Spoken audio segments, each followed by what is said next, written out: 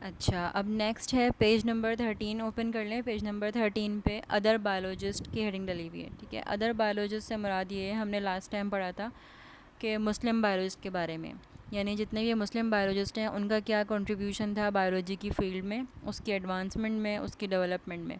अब इसी तरह से जो यूरोपियन या इसके अलावा हम नॉन मुस्लिम बायोलॉजिस्ट कह सकते हैं, उन बायोलॉजिस्ट ने आफ्टर 15th सेंचुरी यानी 15वीं सदी के बाद उनका ऐसा रोल था जो कि पॉइंट आउट किया जा सकता है बायोलॉजी की फ़ील्ड के अंदर, वो काम स्टार्ट हुआ था।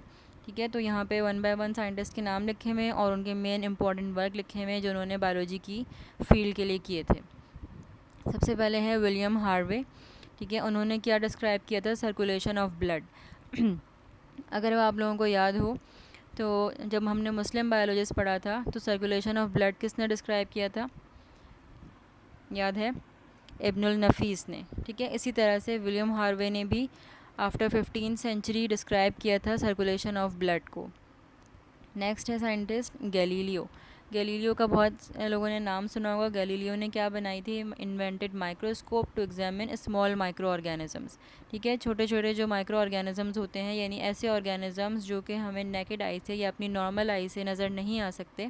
ठीक है, तो वो जब वो किस तरह से देखें वो डिज़ीज़ कॉज कर रहे हैं, वो उसके अलावा बहुत ज़्यादा हेल्पफुल ऑर्गेनिजम्स भी होते हैं और वो एयर में प्रेजेंट होते हैं, वो हर जगह प्रेजेंट होते हैं। ये सब चीज़ें हमें पता है, लेकिन किस तरह पता चली, आफ्टर रिसर्चेस। तो इसके ऊपर रिसर्च किस तरह की गई कि पहले माइक्रोस्कोप को इन्वेंट किया गया, यानी माइक्रोस्कोप को ईजाद किसने किया, गैलीलियो ने किया।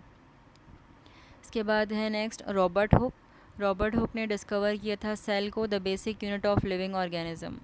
ये आप लोग चैप्टर नंबर 2 में भी पढ़ेंगे, लेकिन इसके अलावा सबको पता होगा कि जितने भी लिविंग ऑर्गेनिज्म हैं वो किससे मिलके बने हुए हैं, सेल से मिलके बने हुए हैं। यानी सेल सबसे छोटा यूनिट है, यानी 1 सेल, 2 सेल, 3 सेल्स, यानी सारे सेल्स आपस में कंबाइन होते हैं और कंबाइन होने के बाद कोई ऑर्गन या फिर कोई उसके बाद ऑर्गेनिज्म बनता है। तो ये चीज़ किसने बताई थी कि सेल जो है बेसिक यूनिट है, यानी सबसे स्मॉलेस्ट या बेसिक यूनिट है लिविंग ऑर्गेनिज्म का, ये रॉबर्ट हुक ने डिस्कवर किया था।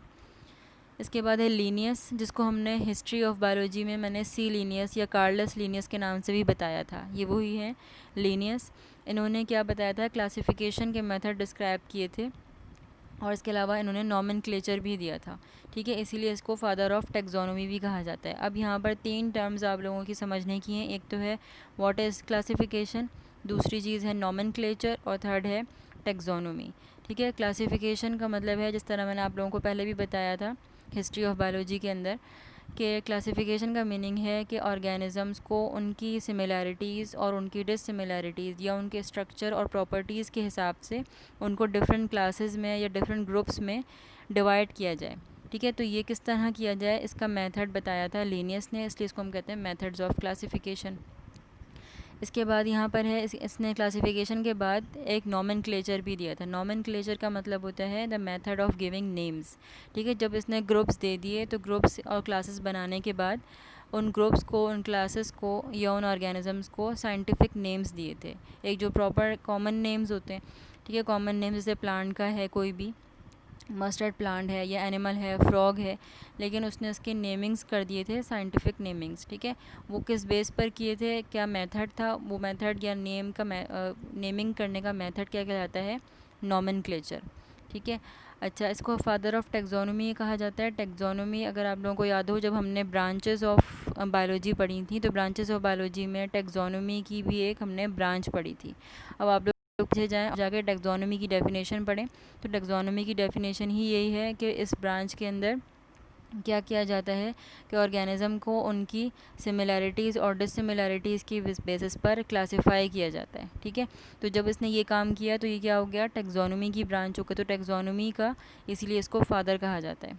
ठीक है, क्योंकि इसने टेक्सोनोमी इसी ने इन्वेंट की थी।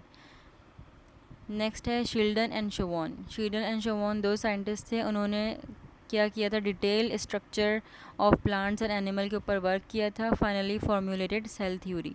ठीक है, इन्होंने प्लांट्स और एनिमल सेल को, जब रॉबर्ट हुक ने सेल डिस्कवर कर लिया तो सेल को डिस्कवर करने के बाद शील्डन और शोवन ने प्लांट्स और एनिमल सेल को बहुत डिटेल स्टडी की, यानी डिटेल में जाके उसका स्ट्रक्चर देखा कि प्लांट का सेल किस तरह का बना हुआ है, एनिमल का सेल किस तरह का बना हुआ है, क्या उनके अंदर प्रॉपर्टीज सेम है और क्या डिफरेंस है। उसकी बेस पर उन्होंने एक थ्योरी दी थी, उसका नाम है सेल थ्योरी।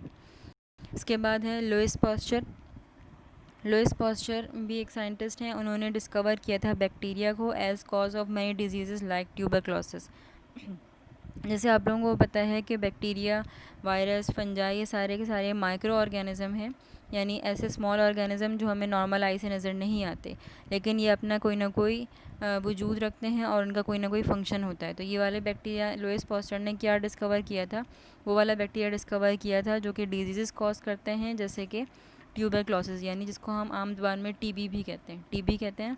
तो टीबी को पूरा नाम क्या है, ट्यूबरक्लोसिस। तो इस तरह की और बहुत सारी डिजीज़ डिस्कवर की थी जो कि कौन कॉज करता है, बैक्टीरिया कॉज करता है।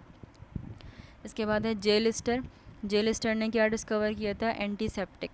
एंटीसेप्टिक का मतलब क्या होता है कि एंटी मीन्स अगेंस्ट और सेप्टिक का मतलब होता है इन्फेक्शन, यानी इन्फेक्शन के अगेंस्ट क्या चीज़ कौन सा केमिकल जो है वो वर्क कर सकता है। तो उसने वो डिस्कवर किया था, क्योंकि कोई भी जर्म्स लग जाएं, कहीं कहीं इन्फेक्शन हो जाए, तो जर्म्स के ख़िलाफ़ कोई ना कोई केमिकल होगा। तो वो डिस्कवर किसने किया था, जे लिस्टर ने। जैसे कि आयोडीन है या कार्बोलिक एसिड है। जैसे कोई भी चोट लग जाती है, ज़ख़म लग जाता है, तो उसके बाद फ़ौरन से उसको एंटीसेप्टिक से साफ़ किया जाता है, ताकि जो भी जरासीम है या जो भी इसके ऊपर जर्म्स हैं वो ख़त्म हो जाए। नेक्स्ट है ई जेनर। उन्होंने क्या डिस्कवर किया था, method of vaccination against small pox. आप लोग अभी भी वैक्सीन का नाम सुना होगा, बहुत सारी डिजीज़ की वैक्सीन आ गई हैं अब तो, लेकिन इनिशियली जो वैक्सीन सबसे पहले आई थी वो किसके लिए आई थी, अगेंस्ट स्मॉल पॉक्स के बारे में। ठीक है, जिस तरह से खसरा होती है या चिकन पॉक्स होते हैं, इसी तरह से स्मॉल पॉक्स भी होते हैं, छोटे छोटे जो है वो पूरे जिस्म पर दाने दाने से निकल जाते हैं। तो उसके ख़िलाफ़ जो है वो वैक्सीन किसने तैयार की थी, ई जेनर ने। इसके बाद है चार्ल्स डार्विन।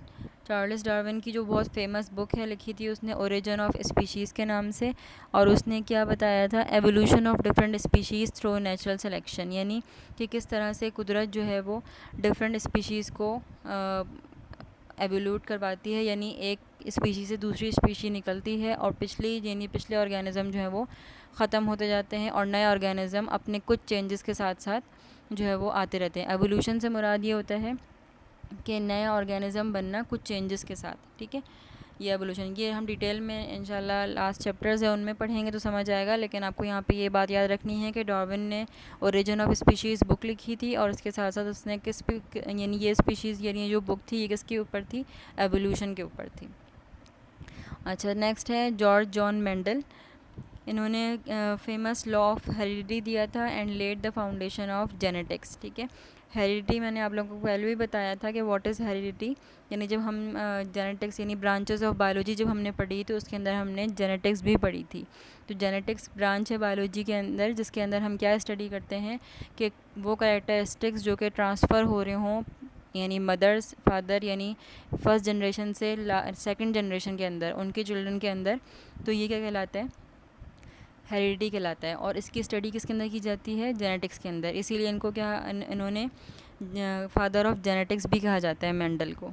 ठीक है, फिर नेक्स्ट साइंटिस्ट हैं वाटसन एंड क्रिक। ये भी दो साइंटिस्ट हैं, इन्होंने क्या डिस्कवर किया था, डीएनए का मॉडल डिस्कवर किया था। अच्छा, डीएनए क्या होता है, डीएनए बेसिकली एक किस्म का प्रोटीन है जो कि प्रेजेंट होता है सेल के अंदर। ठीक है, वो उसकी स्टडी जो कॉम्प्लेक्स स्टडी है वो आगे चल के नेक्स्ट चैप्टर्स में पढ़ेंगे, लेकिन बस ये आपको नाम से याद होना चाहिए कि वाटसन एंड क्रिक ने डीएनए का मॉडल डिस्क्राइब किया था और उसका फंक्शन बताया था कि डीएनए किस तरह से फंक्शन करता है हेरिडिटी कैरेक्टरिस्टिक्स को ट्रांसफ़र करने के अंदर।